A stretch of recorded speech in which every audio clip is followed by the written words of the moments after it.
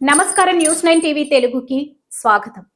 శ్రీ సరస్వతి శిశు మందిర్ 45వ వార్షికోత్సవ వేడుకలు.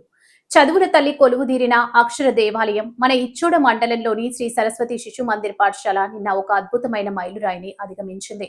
అవును, నిన్న పాఠశాల ప్రాంగణంలో 45వ వార్షికోత్సవ వేడుకలు అత్యంత వైభవంగా కన్నుల పండగగా జరిగాయి.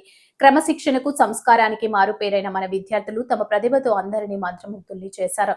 నిన్నటి కార్యక్రమానికి గౌరవనీయులు దేవర్ల సంతోష్ అధ్యక్షత వహించారు. వారి నేతృత్వంలో ఈ వేడుకలు ఎంతో క్రమబద్ధంగా సాగాయి.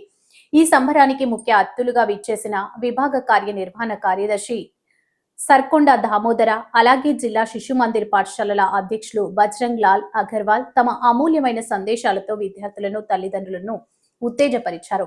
విద్యా విలువల గురించి వారు చెప్పిన మాటలు ప్రతి ఒక్కరిలో స్ఫూర్తిని నింపాయి. ఇక నిన్నటి సాయంత్రం అసలైన ఆకర్షణ మన చిన్నారుల కళా ప్రదర్శనలు. వేదికపై విద్యార్థులు వేసిన రకరకాల నాటకాలు సామాజిక స్పృహను, నైతిక విలువలను చాటి చెప్పాయి. కేవలం నాటకాలే కాదు, జానపద గీతాలకు విద్యార్థులు వేసిన స్టెప్పులు సభికులను హుషారెత్తించాయి.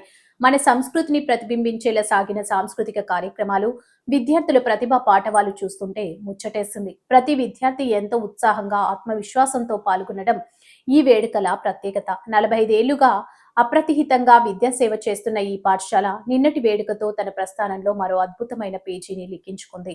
ఇంతటి ఘనమైన కార్యక్రమాన్ని విజయవంతం చేసిన గురువులకు, కమిటీ సభ్యులకు, సహకరించిన తల్లిదండ్రులకు ధన్యవాదాలు. ఈ జ్ఞాపకాలు మనందరి మదిలో చిరస్థాయిగా నిలిచిపోతాయి. మరో వసంతంలో మళ్ళీ కలుద్దాం. మరిన్ని అప్డేట్స్ కోసం చూస్తూనే ఉండండి న్యూస్ 9 టీవీ తెలుగు. జై హింద్.